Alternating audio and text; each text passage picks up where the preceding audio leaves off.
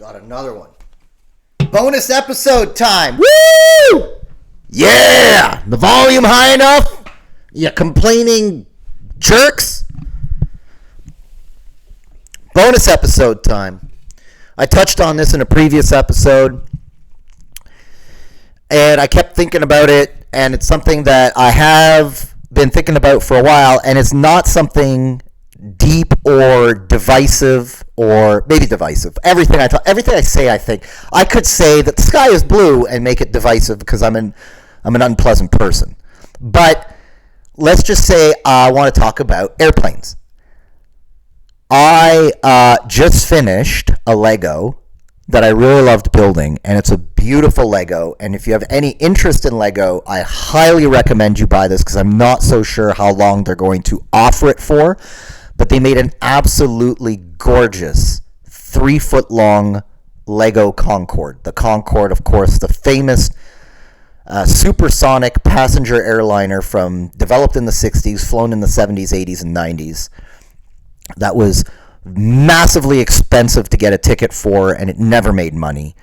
But Jesus Christ, was it a cool thing to have an airplane that could go from New York to London in 3 hours.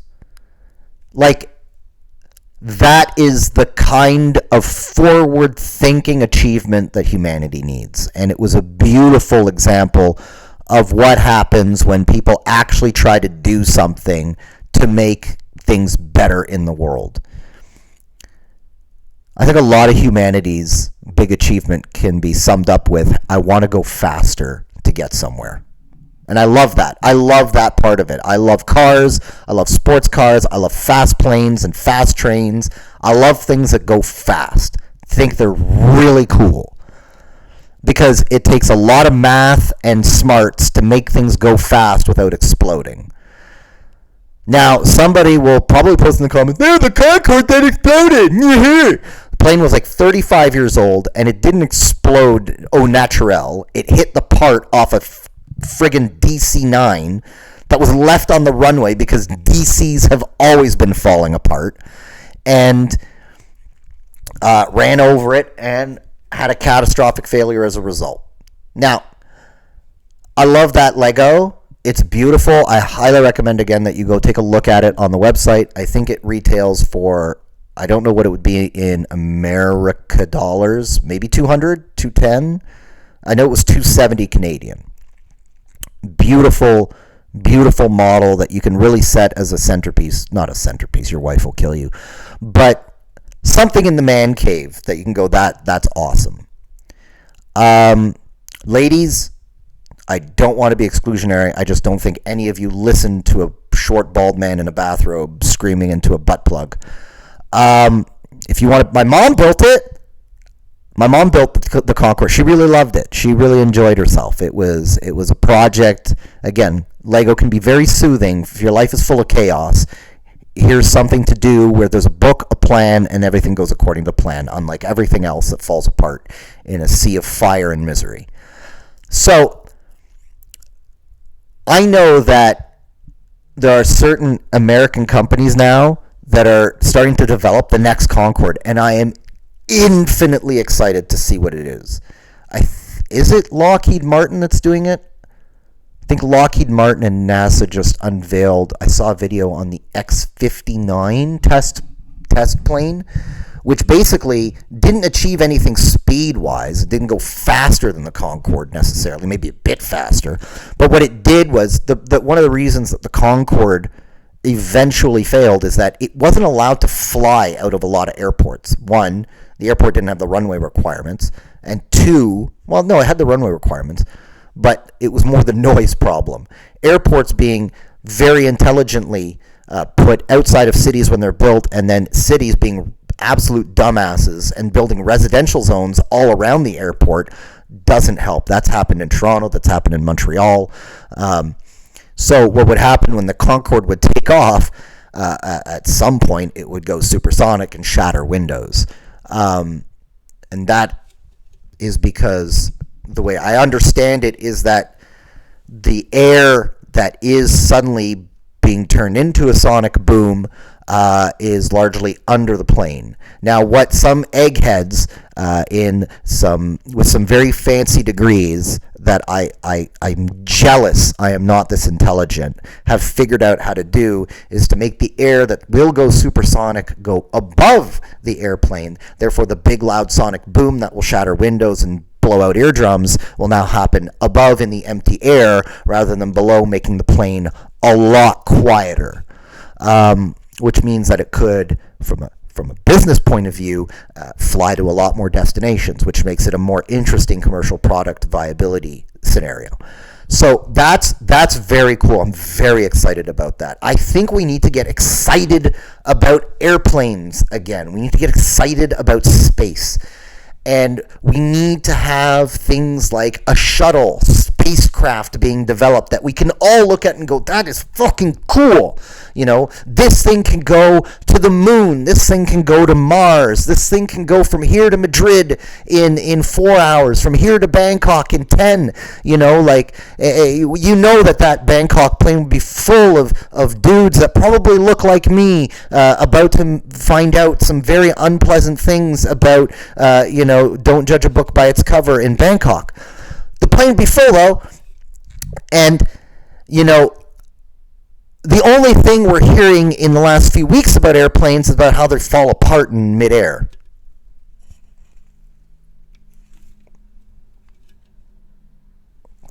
I live in Canada. I live in Quebec. One of the big Quebec companies that kind of, I think, really had the heart to get there, but not the brains. They had the engineering knowledge, but not the business backup for it, was Bombardier.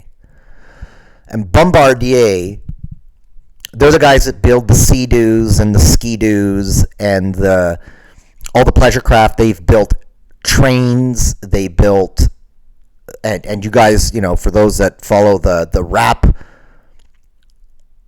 the massive pop stars and rap stars and stuff like that, they might get a Bombardier jet. They got into the private jet business. Now, they've sold most of their stuff because they've kind of ran that business into the ground. And they ran it into the ground largely trying to build a commercial airliner, not a private jet, but a commercial airliner called the C-Series. And the problem was, one, they got delayed. Two, there were some obviously technical hurdles. I think it was my uncle was telling me, like, and he's a big plane fanatic. He was saying this thing is more advanced than anything that Boeing or Embraer or Airbus has going for it. Like, the Bombardier thing is actually the most advanced commercial plane that's going to be released. Problem was, it was too different. I think it required too much pilot retraining to figure out. And there were massive legal hurdles, antitrust things that were thrown up by Boeing. Because Boeing knew that at the end of the day, despite its difference, despite that it might need pilot retraining, it was a better product than what they were going to be building. Boeing used to be the name in airline production. Used to be the gold standard of airline production. You think back to the early days of the 767 and then the famous bubble-headed 747. Aircrafts with impeccable flight histories that, when the 747 came out, was believe the biggest commercial airliner in the world. Boeing was the gold standard. And I remember as a kid being in Washington and driving by Washington State, of course, and driving by the Boeing production plant in the mid-90s. And just, it took like 10 minutes to drive by. It's so huge on a highway. They've really fallen from grace. We can all laugh about, the government buying $45,000, airplane toilet seats from Lockheed Martin. But Lockheed Martin still has Skunk Works. They still try to develop things. I don't know what Boeing is doing to improve air travel these days. The last two things that Boeing has done of note have been updates to the 737. One was a software upgrade that failed, and they didn't teach pilots how to correct for it, and they assumed it would just hopefully never happen, and then it happened twice. 2 planes crashed. On those planes, everybody died. That was the whole 737 MAX 8 fiasco. Their fleet of 737s got grounded, and they got a lot of bad press. I mean, never mind the lawsuits, the class actions. They lost a lot of credibility because it was like, how could you allow this to happen? You are supposed to be the gold standard in airlines. You have lobbyists in Washington.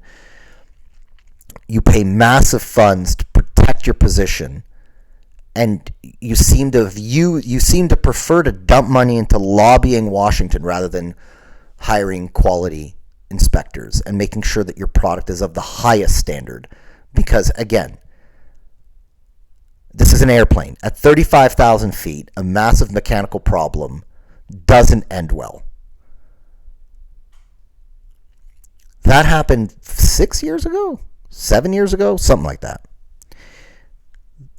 The next thing we have is now, thankfully, nobody has died, but it's this whole fiasco around panels falling off the most recent update to the 737. The 737 isn't exactly like a brand new airplane. The design is tested and true. It's these updates that they're doing to it, and they keep cutting corners. And this time, what's happening is that they have these specific panels on which apparently the subcontractor that I think is, they say spun off from Boeing. I'm still convinced that Boeing is 100% the owner legally and that they sit on the board. They keep saying that the subcontractor is forgetting to put bolts in the airplane fuselage that are supposed to hold that panel in place. How, and don't forget, the subcontractor constructs the fuselage. They send it to their own quality inspection. Now, granted, the subcontractor has already there's been stories that if somebody has been saying, hey, these things are really not being built up to code and they're missing all sorts of stuff, and you guys fired all our experienced people and hired just junior technicians to build this thing, and so we have no experienced eyes on this, and when it gets to quality, like, we have to send it back. Apparently, those guys that were trying to be whistleblowers about the quality problems at what this company is called Spirit Aeronautics, or Spirit Aerospace, they were fired. So there's this whole conspiracy about the fact that Spirit very willingly and very knowingly delivered faulty fuselage to Boeing. But then Boeing is supposed to do its own quality inspection. And you have had 2 airplanes delivered from Boeing to airline companies, most recently Alaskan Airlines, where the panel falls off in flight. It would be like me buying a car and suddenly the wheel falls off. And then I go to the dealership and they're like, well, yeah, we can't catch them all. This isn't Pokemon, man. It's a car, or an airplane in this case. No one's excited about air travel. No one's excited about airplanes. No one really understands airplanes. And as a result, you have this massive business that has basically been trying to cover up poor work with excuses, and it makes all of us fall less in love with airplanes. There's not only an impact to human life, there's not only an impact to our trust in air travel, there's an impact on our willingness to look forward. That sucks. We shouldn't be worried. We should be worried about how we're going to go Mach 4 in a passenger airplane. That's what I think we should be trying to do. We should not be worried about trying to get off the ground without the plane falling apart around our ears. That's all I got to say.